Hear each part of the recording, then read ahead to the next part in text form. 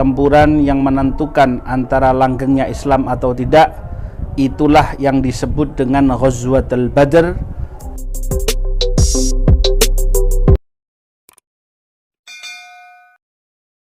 Assalamualaikum warahmatullahi wabarakatuh.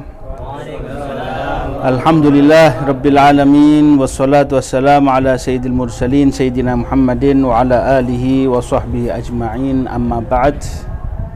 Alhamdulillah kita bisa dapatkan bulan Ramadan, termasuk bulan mulia, yang mana di dalam bulan ini Allah muliakan Nabi besar Muhammad SAW dengan anugerah yang begitu agung, anugerah yang begitu besar. Dan di antara peristiwa-peristiwa yang terjadi di dalam bulan Ramadan begitu agung, begitu indah, yaitu nuzulul Quran, turunnya Al-Quran. Kemudian juga di bulan Ramadan ini terjadi pertempuran pertama bagi kalangan kaum muslimin, yang merupakan pertempuran itu adalah pertempuran yang menentukan antara langgengnya Islam atau tidak. Itulah yang disebut dengan Ghazwatul Badr. Ada sebelumnya itu Nabi SAW juga sudah mengirim beberapa pasukannya untuk mengatasi beberapa permasalahan yang akan mengganggu di kota Madinah. Tapi pada puncaknya adalah yang paling pertama dan sangat berkesan di dalam sejarah adalah Ghazwah Al-Badr Al-Kubra, yaitu perang Badar yang pertama. Dan tentunya perang Badar ini adalah salah satu peperangan yang diagungkan oleh Allah Subhanahu wa taala, azzamallahu sya'nah.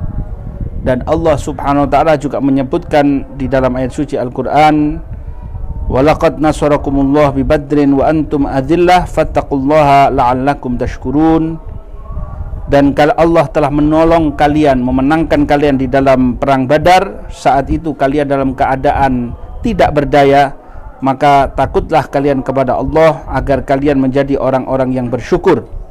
Ittaqulu lil mu'minina alay yakfiyakum an yumiddakum rabbukum bi thalathati alafi minal malaikati munzalin. Di saat itu engkau katakan kepada orang beriman, bukankah cukup bagi kalian Allah telah turunkan untuk kalian bantuan 3.000 malaikat. Bala in tasbiru wa tattaqu wa ya'tukum min fawrihim hadza yumditkum rabbukum bi khamsati alafi minal malaikati musawwimin. Ada sampai 5.000 malaikat yang diperbantukan oleh Allah Subhanahu wa taala dengan persenjataan yang lengkap, peralatan yang lengkap. Wa ma ja'alahu Allah illa busyra lakum. Tidaklah Allah jadikan ini melainkan kabar gembira bagi kalian, walitatma'inna qulubukum bih, dan supaya menjadi ketenangan bagi hati kalian. Wa man nasru illa min indillahil azizil hakim. Sebab yang namanya pertolongan, kemenangan tak lain hanyalah berasal dari Allah yang maha aziz, la yu'jizuhu syai', artinya yang maha perkasa, maha bisa segala-galanya, al-hakim, lagi maha bijaksana. Di dalam surat lain Allah katakan, idyuhi rabbuka ilal malaikati anni ma'akum fathabbitul ladzina amanu. Allah wahyukan kepada para malaikat, sesungguhnya aku bersama kalian, maka kuatkan, teguhkanlah orang-orang yang beriman. Sa'ulqi fi qulubil ladzina kafaru ru'ba fadribu fawqal a'naqi wadribu minhum kulla banan. Maka tebaslah di atas bagian leher dan juga tebaslah atau pukullah dengan pedang pada bagian jari jemari mereka, musuh-musuhnya Allah.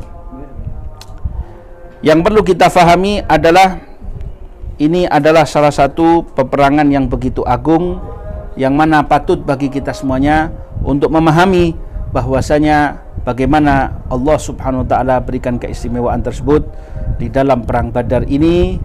Dan tentunya setiap yang ada dalam bulan Ramadan ini adalah penuh keistimewaan. Allah istimewakan, Allah menangkan Nabi besar Muhammad SAW. Maka kita akan bawakan bagaimana peristiwa-peristiwa yang ada di dalam perang Badar hingga kita dapat mengambil pelajarannya. Maka kita pada perkara yang pertama apa yang jadi penyebab terjadinya perang Badar. Pertama, perlu diketahui bahwasanya kaum muslimin, para sahabat Nabi, mereka tinggalkan kota Mekah, mereka berhijrah ke kota Madinah. Kebanyakan dari mereka tinggalkan semua yang mereka miliki ada di kota Mekah. Anak istrinya yang dapat ikut ya ikut, nggak bisa ikut ya mereka tinggalkan di sana. Rumah mereka tinggalkan, harta mereka tinggalkan, bahkan mereka hanya membawa pakaian yang ada, yang melekat pada badan mereka. Kemudian selain itu terkadang juga ada harta-harta daripada kaum muslimin yang dirampas dan yang dirampok, yang kemudian oleh mereka orang-orang kafir Quraisy bakal diperdagangkan dan itu akan digunakan sebagai modal perdagangan. Karena itulah mereka berangkat kafilah Abu Sufyan. Biasanya kafilah ini membawa perdagangan ke Syam. Dari Mekah menuju Syam atau menuju Syria itu tidak dapat kecuali harus melewati kota Madinah. Karena itulah Nabi SAW tidak ada niatan untuk berperang pada asalnya. Jadi Nabi SAW niatnya adalah untuk merebut kembali apa yang sudah menjadi hak daripada kaum muslimin. Karena itu ketika Sayyidina Rasul SAW mendengarkan khabar, ketika Nabi SAW mendengar kabar akan dikirimkannya kafilah dagang milik Abu Sufyan yang hanya dijaga oleh 40 orang aja. Jadi dia dengan sombongnya dibilang, ini muslimin tidak punya apa-apa mereka ini, cukup saya nggak perlu pasukan, cukup penjaga 40 orang untuk jaga di jalan kita saja.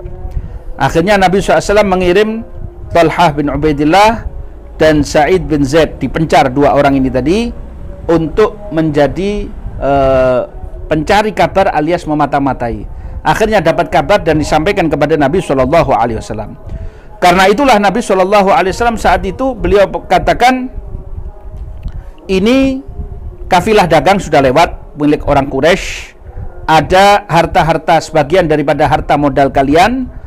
Karena itu siapa yang mau ngambil, artinya yang dekat kendaraannya di sini, yang sudah punya persiapan untuk melakukan perjalanan dan mempersiapkan senjatanya dalam waktu cepat, langsung ikut dengan kami.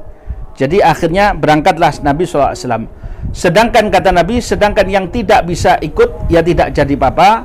Kenapa? Karena ini bukan perang. Ini tapi adalah untuk mencegat kafilah dagang. Itu asal yang pertama. Kenapa kok dicegat oleh Nabi SAW? Ini adalah untuk mengambil sebagai tukar atau pengganti daripada hak mereka yang dirampas oleh orang kafir ketika berada di kota Mekah. Kalau kita lihat, Nabi SAW hanya keluar dengan 314 orang dan 82 atau 86 orang muhajirin, 61 dari suku Aus orang Ansor, dan 170 daripada orang Khazraj. Jadi keluar seadanya. Onta yang ada pada Nabi hanya ada 8.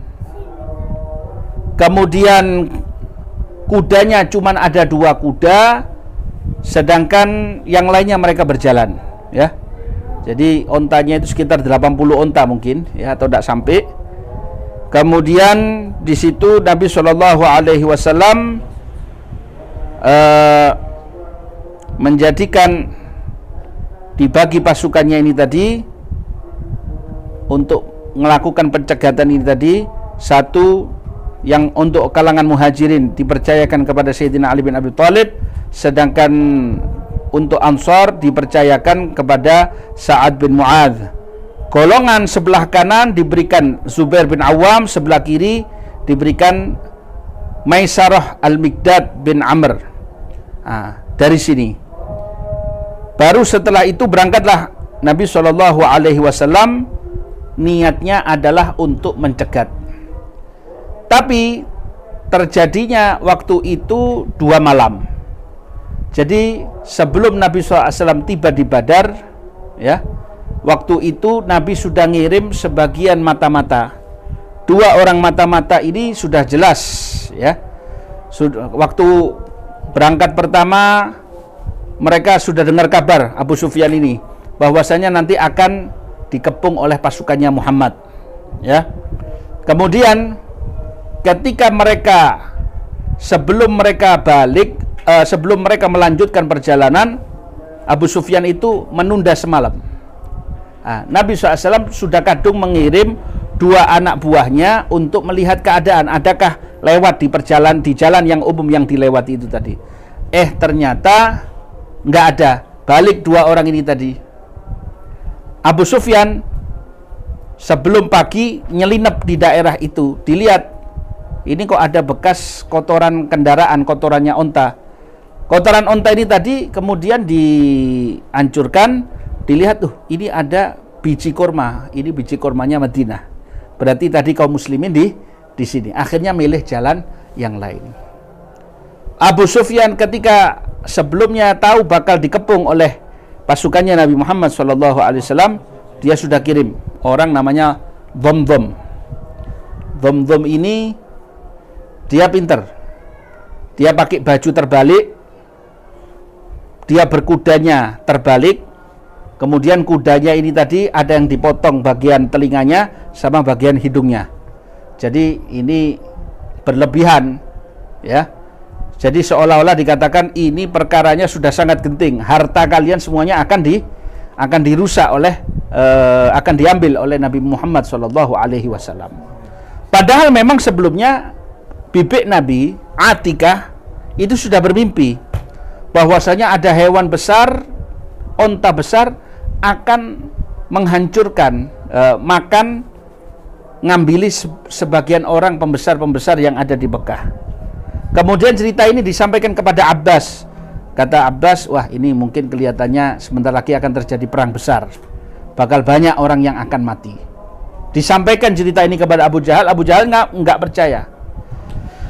Sebelumnya itu, berapa bulan sebelumnya ada sahabat Nabi karena urusan dagang berangkat ke Mekah. Dia dilindungi oleh satu orang, dia itu tawaf di Ka'bah. Ketika dia sudah tawaf di Ka'bah, siang hari ketemu Abu Jahal. Loh, kamu kok berani? Padahal kamu kan orang Madinah, orangnya Muhammad. Dibilang, iya saya berani, kenapa? Kata si orang Quraisy bilang, nggak apa-apa, ini di bawah lindungan saya, jangan kamu ganggu, ini rekan kerja. Loh, kamu berani ke sini? Ya, dan saya juga sudah mendengar bahwasanya kamu akan dibunuh oleh Muhammad. Kamu, kemudian Utbah bin Rabi'ah, ya, kemudian beberapa orang disebutkan nama-nama orang-orang besar itu tadi, pembesar-pembesar, ketua-ketua yang ada di Quraisy tadi. Akhirnya mereka tahu kejujuran Nabi, tidak mungkin bohong. Wah, bakal suatu saat nanti mereka akan terbunuh oleh Nabi Muhammad SAW. Jadi ini yang jadi sebabnya. Sampai ketika Sayyidina Rasul SAW sudah melihat ternyata pasukannya Abu Sufyan ini, rombongan kafilah dagangnya nggak lewat jalan itu, mereka lewat lautan. Ngirim orang lagi, bilangan sudah, orang Mekah sudah siap. Mereka katakan kita akan siapkan 1.300, bukan 1.000 orang, 1.300 orang dengan 100 ekor onta, ya. Kemudian dengan pasukan dengan 100 pengendara kuda dengan persenjataan yang lengkap, kita akan hancurkan Muhammad. Sudah mulai berangkat, di tengah jalan mereka dengar kabar bahwasanya kafilahnya selamat, sudah suruh balik. Akhirnya katanya Abu Jahal, jangan, nggak usah balik, tidak perlu balik. Ada sebagian yang asalnya sudah mau balik di antara pembesar itu, nggak mau ikut. Waktu itu sama Abu Jahal dikasih wewangian, ayo coba ini yang biasa dipakai untuk orang perempuan ini.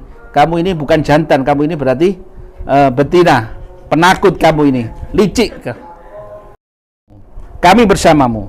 Kami tidak akan katakan seperti yang dikatakan oleh Bani Israel kepada Musa, idhab anta wa rabbuk, berangkatlah engkau dengan Tuhanmu.